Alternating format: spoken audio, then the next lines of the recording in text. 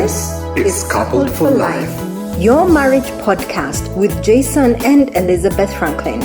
sparking communication in intertribal and intercultural marriages. Love like this, whoever thought it could be?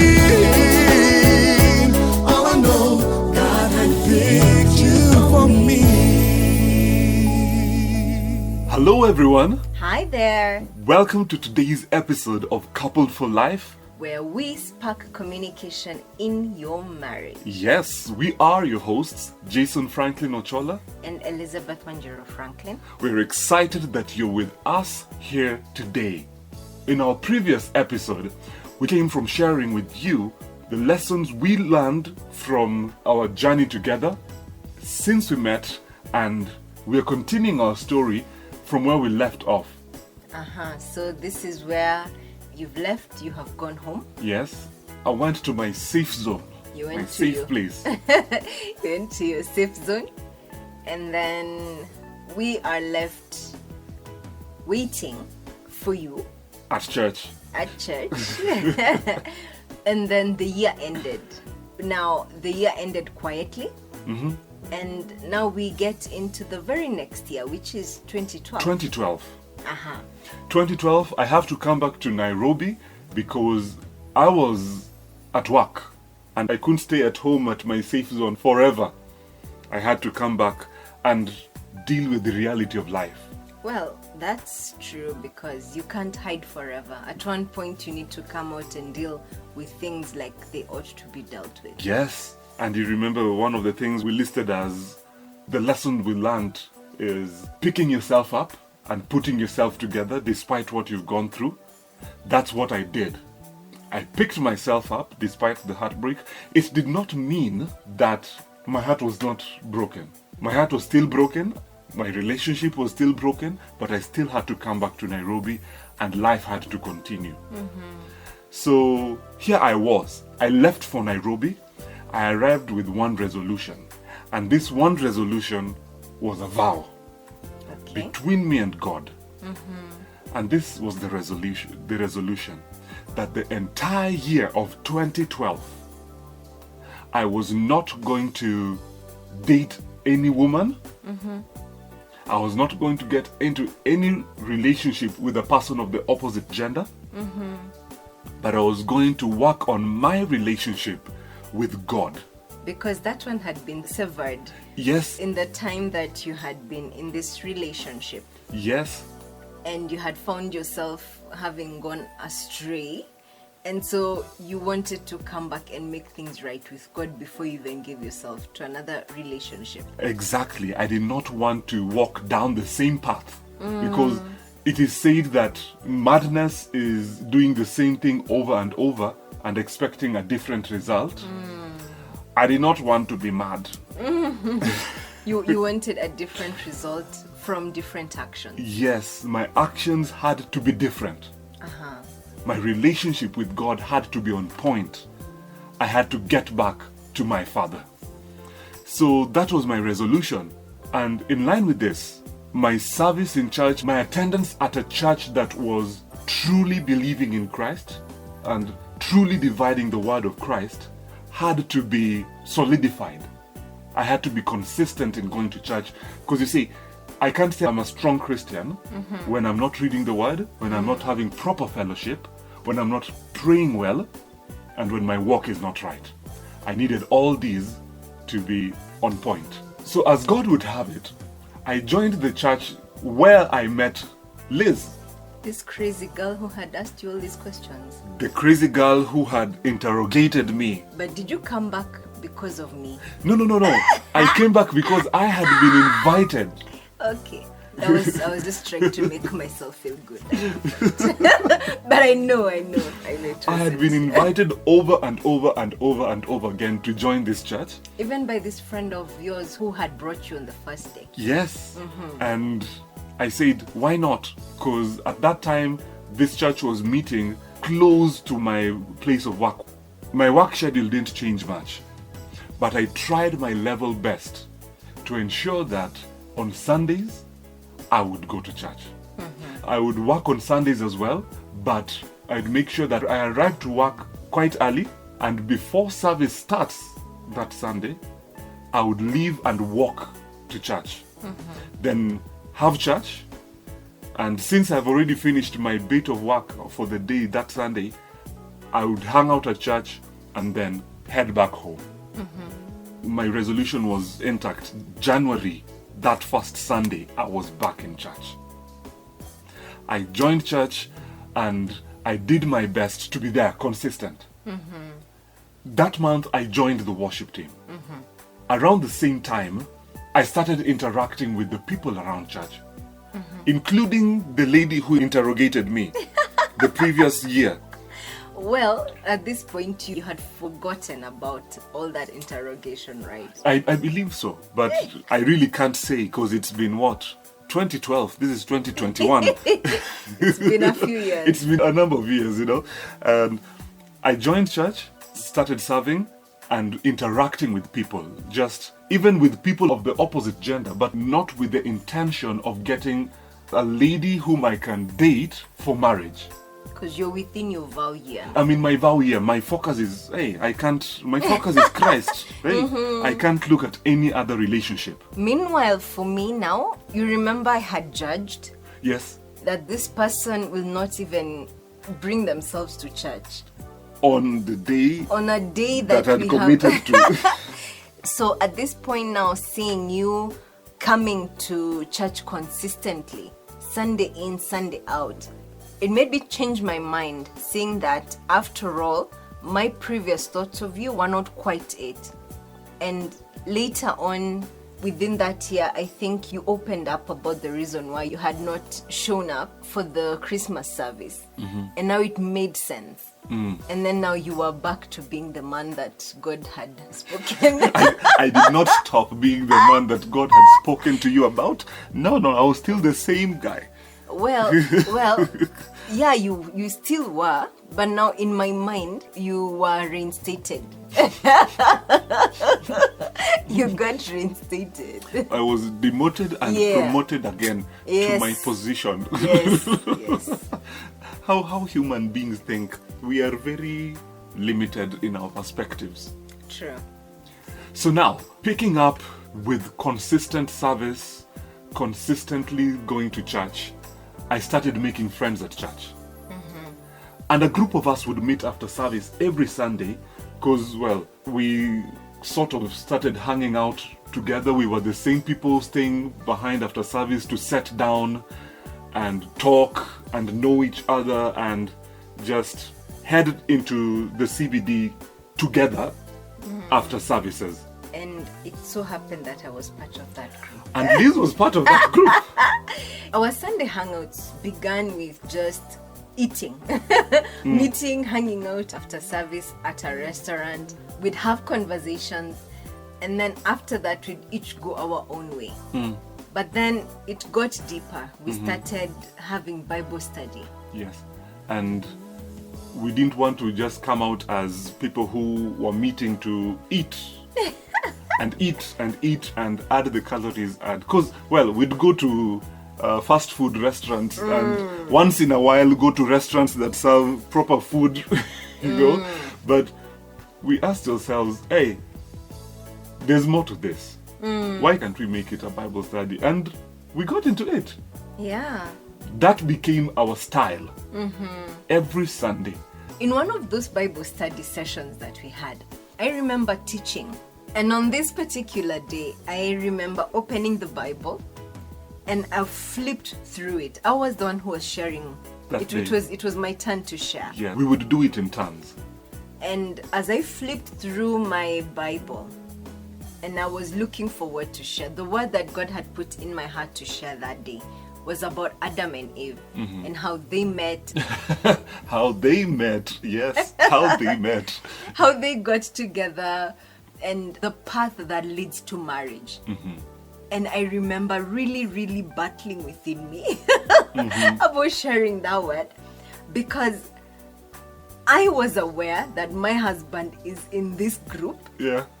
He did not know that I was his wife. I knew what God had told me to speak about, but I was flipping through the rest of the word just to find another escape. Really, I didn't want to speak on it. I didn't want it to seem like I am forcing a message down people's throats, and especially being very aware that my husband is in this group. And so I flipped through the Word of God, looking through the book of 1 Corinthians, 2 Corinthians, like I'm steering away from the Old Testament. I need it to be so far away from what I'm supposed to be speaking about. You were trying to be Jonah at that point. I'm telling you, I tried. But the Spirit of God was heavy on me to share on that. And so that's what I did on that day. I shared about Adam and Eve and how Adam was asleep as God was creating Eve. And when he woke up, he pronounced her bone of my bone, flesh of my flesh. He just instantly knew that. He instantly knew. And it was as if I was telling our own story. And even though I shied away, it is what it was, you know. It was what it was. It's important to mention that none of us in this group were married. We were all singles.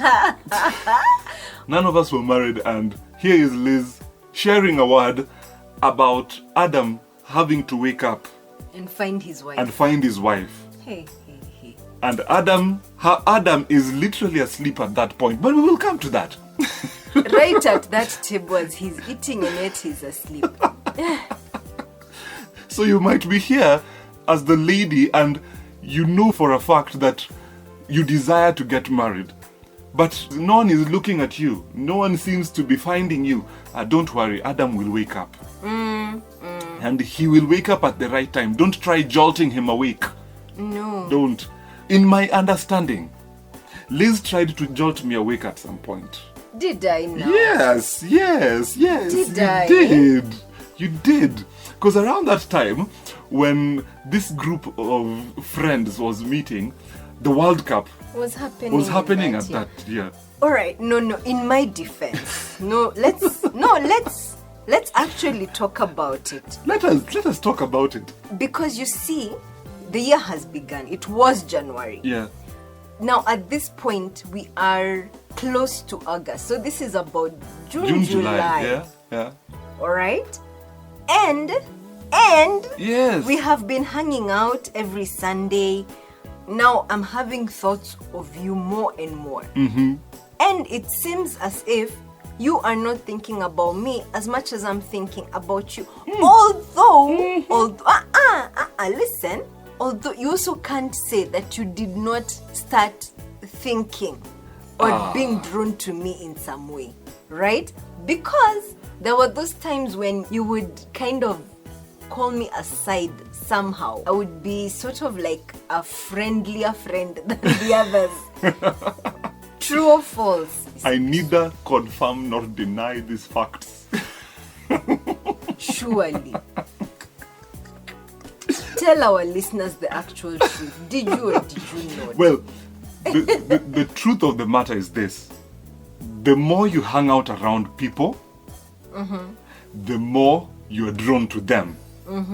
Regardless of who you are, regardless of where you are, when you have a circle that you call friends, you'll start seeing a different side of them and you'll be drawn to them. Whether it's their character, their joy, their story, it's something will draw you to them.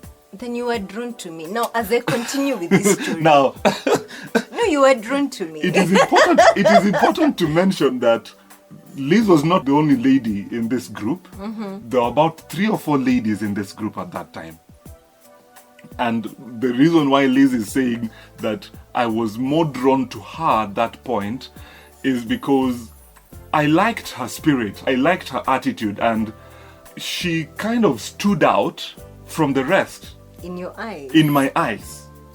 Okay? But I have a vow to fulfill. Yeah. Okay? And it cannot be broken. It can't be broken by any woman. Yeah. Not even Liz. So I had to keep this under wraps between me and God, and we still had to meet as a group. Yes, so at that time the Olympics were happening.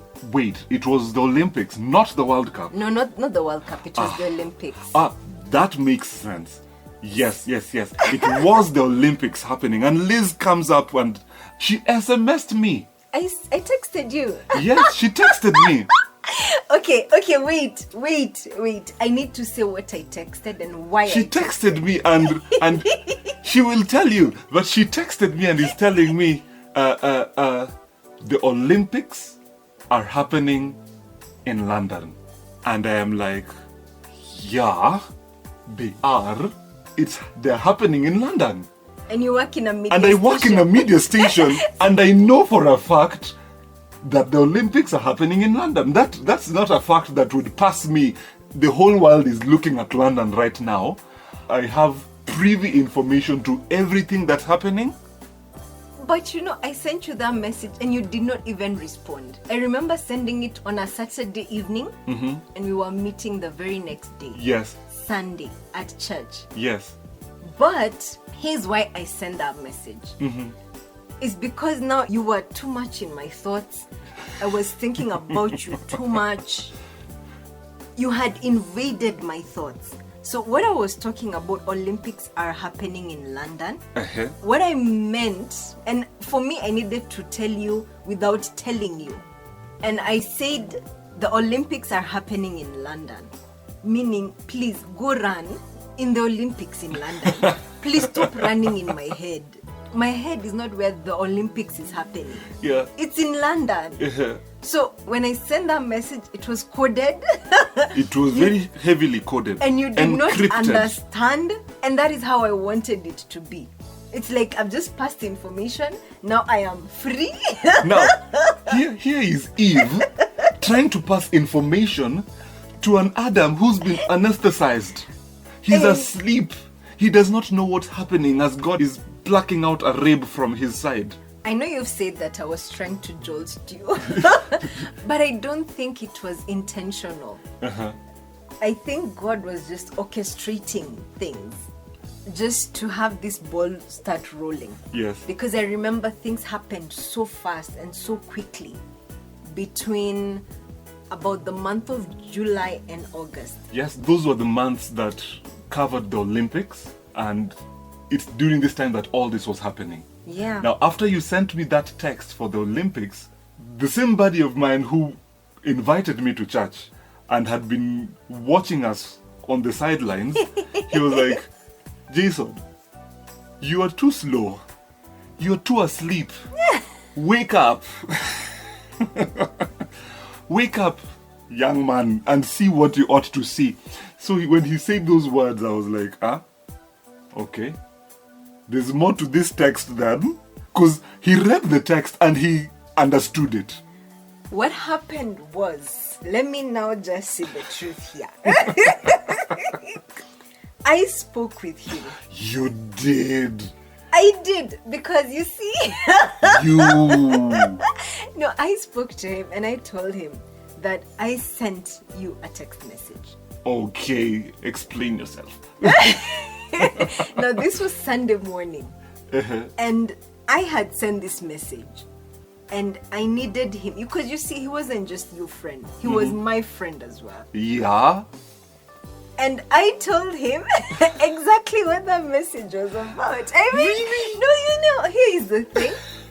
All of us knew. Yeah? It was almost common knowledge that you liked me. Somehow. And he knew that you liked me. Well, he had never asked me, so unless he was your emissary... No. I think he was just God's agent at that very point. Okay. Yes. When you bring in God into the picture, I cannot contend with him. Within that time as well, probably the very next Sunday, a friend of yours that you had been with in high school and was also a mutual friend of mine because he had been coming to church, called me up. And he told me that him and his lady friend were expecting a baby. And they had prayed about it, they had peace about it, that I should be the son's godmother. and they were going to be having a baby dedication the next weekend. And as they had been praying and asking God about who would be the godparents, I came up.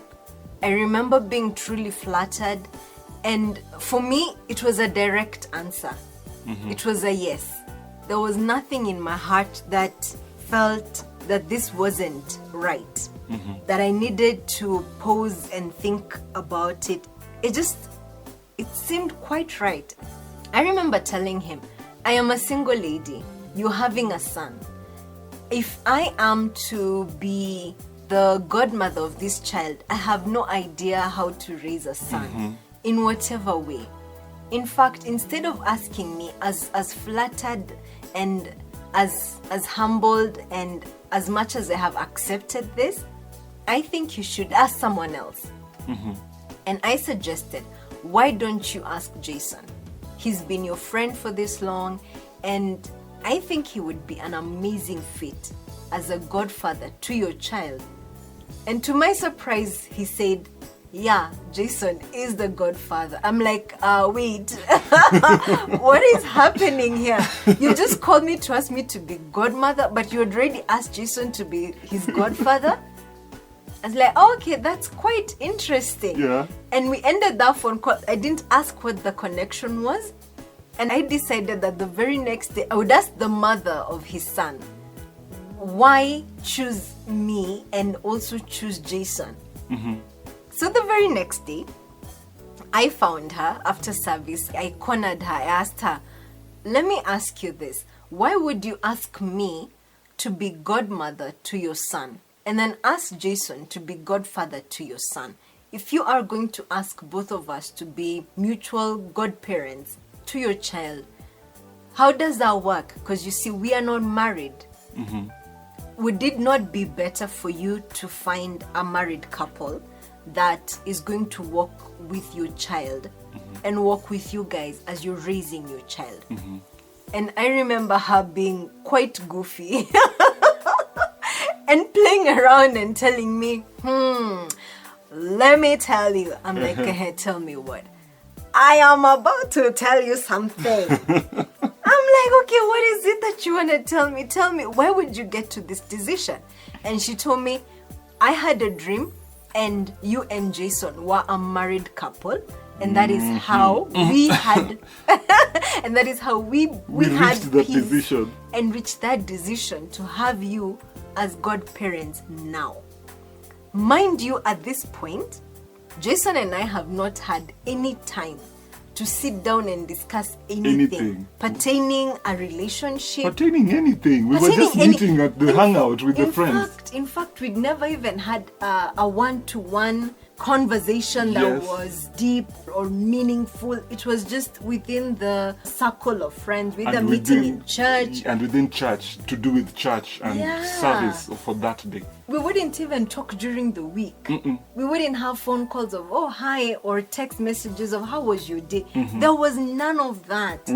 We were just simply acquaintances. Yes. So I told her, listen, if what you're telling me is true, then I want you to go and tell Jason this very thing. And I am standing here, I'm watching you. If it is really true, then you will give him this very message that you have given me. And I stood by and I told her, go tell him, there he is. Tell him now, I'm watching. You cornered her. And that's exactly what she did. She came to you. And she did. She came to me and told me the same story. And I'm like, okay. I remember I was standing away and watching your reaction. I'm like, what? Okay, being a godparent, that's one thing. Being married to Liz, that's a totally different thing, because those were more than one message being passed. I'm like, okay, I know I'm supposed to be your son's godparent. It brought so much into perspective, but at the same time, I'm battling with a vow. How on earth is God telling me about a spouse in the middle of a vow? That did not make sense. So it resonated somehow. It somehow resonated because, well, I can be your child's godparent, but you see, it is almost like if I'm gonna be your child's godparent, tagging along this story of Liz being my wife. And if I refuse being the godparent, I somehow am negating your dream. So, because they were my friends, I had known them before joining the church, I still went ahead and became a godfather.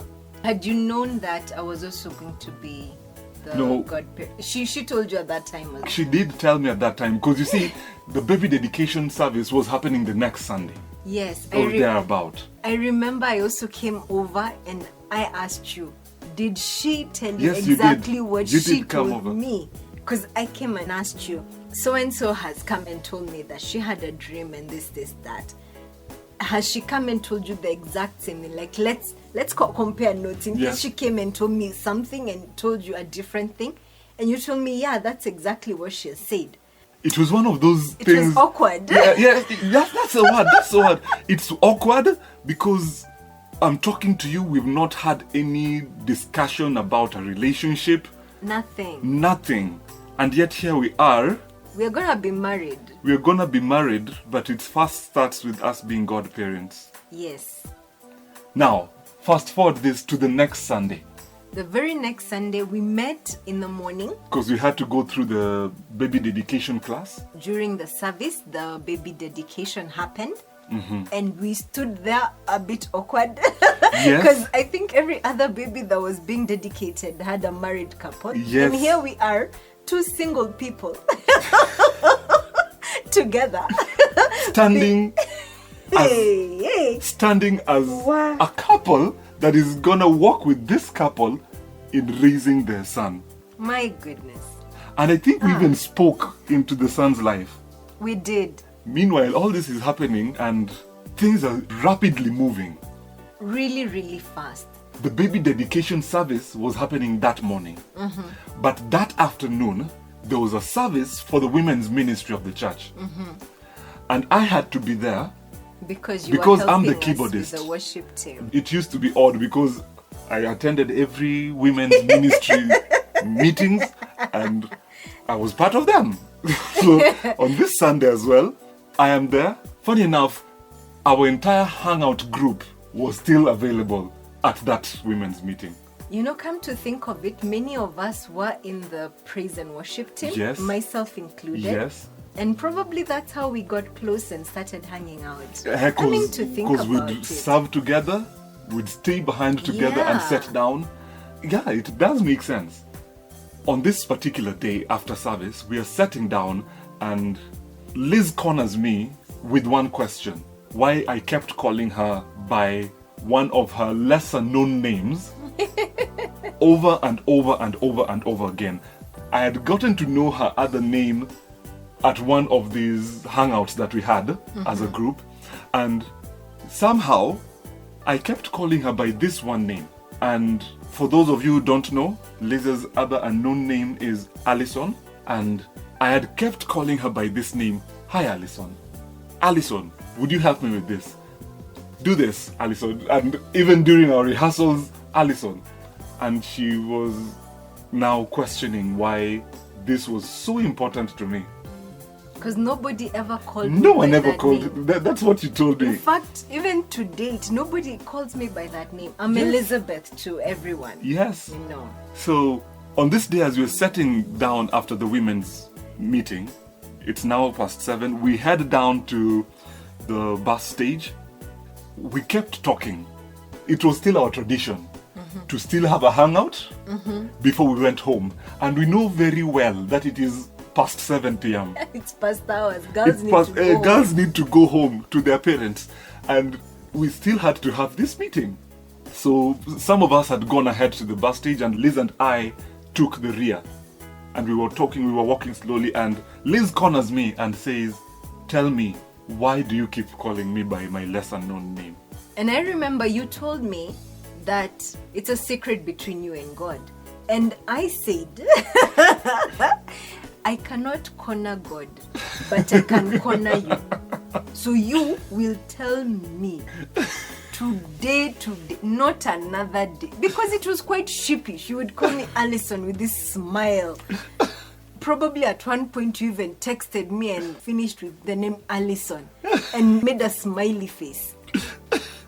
And I'd be wondering, why are you calling me by this name? So I said, if I cannot corner God, I can corner you, and you will tell me today, without fail. I'm not living here without an answer. And cornered I was. So why were you calling me by my Alison name? I somehow, for a long time, knew that my wife's name would start with the letter A. Your future wife, the one that you had not even met. Yes. You knew that her name would start with an A. Yes, I knew it was an A. And here I am with this lady in this group. I am attracted to her. Her name starts As with her E. name starts with E. Definitely not So E. it's definitely not her. But somehow, I get to know this other name. And I'm like, it's actually an A name. it's actually an A name. So now it's And making I'm like, sense. Okay, She is my Jason, wife. wake up. Wake up. Because I was not dating for fun. I was dating for marriage. One so, plus one. 1 plus 1. Here she is. This is what I said. Now that the cat is out of the bag, let us test the waters some more. Our ride to the CBD was quite impactful. Yeah. it Someone was say impactful. Turn to your neighbor and say impactful. impactful. In my previous relationship, I had ever shared with that lady my purpose in life. One of the things I had wanted to do in line with purpose that God had called me to. Her reception of it was not so good. It was not kind. She laughed hysterically about it. It is one of the things that raised a red flag for me. And I was like, if she can laugh hysterically about purpose, what else is she gonna take seriously about anything I bring to the table between the two of us? And so you decided to bring up a conversation on purpose. I decided to bring that up. We started talking about purpose. I, funny enough, felt at peace talking to you about my life's purpose. As we were talking, there was a quietness about you. I shared with you the very same thing I shared with this other lady. To date, it's still one of the things I desire to accomplish. And when I shared it with you, you said, "Oh, wow, that's really nice." But you did not say anything after that about it. No. We rode into town. Because now we had already arrived in town. There was literally Nothing no else to time. say. There was no time to add in something else. It's like, okay, now we need to alight. Yes. We need to go where we're going. But that evening, you texted me and told me these words: "I have the same purpose as you." I have the same life calling. I remember that message. I was in my house and I'm like, "Oh Lord, I'm awake." I am awake. I remember the message that you sent me in response to that. And it was the most shocking. I actually identified with men when they are told this message. By their wives and... Let me tell you, the message that came back was just, "We need to talk." 4 words, just, "We need to talk." And I thought, whoa, what did I do? I started searching myself. What did I do wrong? What did I say? I felt very, very cornered. And so we planned now for our very first date. Outside of Sunday service, outside of the Bible study hangouts. So this was the first time that we would be just the two of us. Yes. At whatever date, at whatever table, just the two of us. We were meeting on a weekday, I remember that. And we chose a restaurant where we would meet. And we said we would meet at 2 p.m. And we knew, in an hour, we'd be done with this meeting and we'd head home. Yes. I remember our first date, 1st August, Yes. 2012. Please bear in mind that this is still right in the middle of my vow. Yeah. God had so many surprises. Right in the middle of my vow, we're going for a date. How does this I'm not even... supposed to be here. We're not supposed to be doing this. I had told you I don't want to It's think just the- about a wife. Yes, and all it's just of you that. and me. So you're bringing in a third party. What are you up to? I remember it's something that you grappled with. And so we met and it felt a bit awkward. It was. Just sitting here Yes. opposite each other Yes. and talking about marriage. It seems we are supposed to get married. Yeah, we are supposed to be married. Okay. You've been running Olympics in London, and then we are godparents, and then we are in someone's dream married. And then we are intertwined in purpose. There's a lot going on here. This was just so much together. And so we sat down, and on this first date, you would expect that we would have put our best foot forward. Let us stop there. Oh, we will talk about the first date. in We the will next talk about the episode. first date because actually a lot is going to happen at that first date. So, to keep our listeners tuned in, let's keep this story short for now and we pick it up in the next episode so Yeah. that you know what happened at that first date. We are coming back to We are tell coming you back. about what happened We're from the coming 1st back. of August 2012. Yes. Now, this is what you need to do. Visit our website, www.coupledforlife.org. Leave us an email at connect@coupledforlife.org. Follow us on our social media platforms on Facebook and Instagram, and even listen to us on Bloom Radio every Thursday. And tell us what your thoughts are so far. If you're listening to us on YouTube, leave us a comment in the comment section. We would love to hear from you, so go right ahead and speak to us. We will see you in our next episode. Bye bye.